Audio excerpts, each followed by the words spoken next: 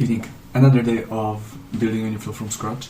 It's 19th of March 2022, it's 11:15, and that's going to be another wrap-up of my day. But before I will go there, I would like to ask you some questions and obviously tell you about what is going on. Probably you've heard about the Swiss bank and all of the stuff that's going on around the world with normal banks, like Silicon Valley Bank and then JP Morgan and then 30 small banks, well, medium-sized banks in USA, and like all of those banks have problems. Big banks in USA even have they lost I think around 50 billion in valuation over the past few days. Swiss bank had problems for a long time already, but right now it's really having problems. I've read just a few hours ago that they actually are being bought by UBS for $2 billion. But the thing is that all of that what's happening right now is really showing how the financial system is broken. It just finally is revealing that the financial system is not steady. And the problem is that banks doesn't hold our money. Did you know that? Did you know that all of the money that you are holding on your bank account are not really yours? And they are not really held in the bank account. Banks doesn't hold it, so if you would like to go to the bank and would like to withdraw that in cash, they won't have it straight away. If the amount is larger than around £10,000 or £5,000, depending on the bank obviously, they won't have it straight away. You will have to order it so they can bring that cash to you, and it probably will take around 1 to 2 days. So that's the thing. Banks doesn't hold the money. They don't have it because they don't have to.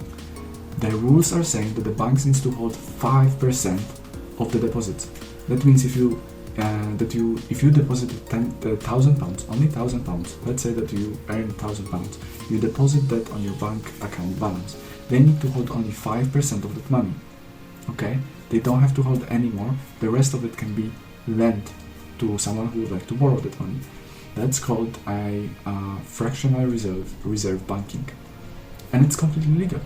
And then all of those financial institutions are going after cryptocurrency, who are apparently doing bad stuff, but they exactly doing the same stuff as the proper financial system is doing since always, I would say, always. Okay, so if you think about this, your money in your bank account are not really yours. If the banks will start losing their money, or people will start withdrawing all of their money at once, there will be not enough money in the bank. Therefore, not everyone will have access to that. The great example: Canada, China, Nigeria, just name it, like whole world, every single, and all of that stuff that I said around those three countries happened in the last 2 years. Okay, China, Canada, and Nigeria. Nigeria actually has still problems with getting the cash from the banks. So yes, the money you have in the bank are not really safe. I'm not saying that crypto is super safe, because it's not. It obviously depends on the company that it has it, but at least there is a lot of companies out there that are not really holding your money, and the money you have on your crypto wallet, which I really don't like the word, the digital money that you hold on your wallet, are really yours. Okay, they are not held by anyone else. The downside of it is that you cannot withdraw any money anyway, so you have to pay within the network of that cryptocurrency. So that's the downside. But yeah, what I would like to point over here is that financial system is finally showing that it is broken, and I hope many people will see it, how bad it is, and it doesn't work. And that's why rich were getting richer, poor were getting poorer, and the wealth inequality was changing, because that's how they were making money. That's how rich people were making money. They were just lending money to other people who didn't have it based on their deposits.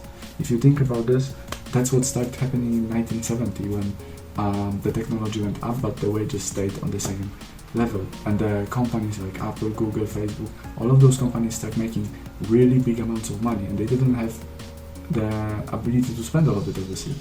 And so what did? They deposited in the bank. What the banks did? They lent it to the people who were working for those companies and put them in debt. And that's how the economic system works, unfortunately. And it is not good, because eventually it's a financial pyramid. So, like I said, if everyone will go to the bank and want to withdraw all of the money, probably there will be no money to withdraw because banks doesn't have it. I would like to know your thoughts about that, and I took much longer than I wanted. So now I will quickly wrap up my day. The majority of the day I focus on making sure that I can actually test all of the functionalities that's been developed on my phone.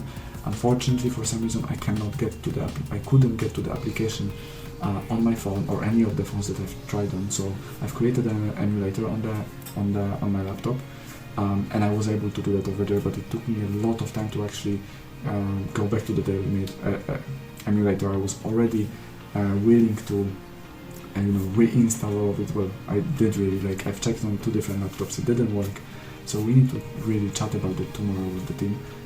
There are 2 more issues with the functionalities that they've developed, but they are so small, I'm pretty sure they can implement them within 1 hour, and if all of that stuff will be fixed tomorrow on Tuesday, boom, it's released.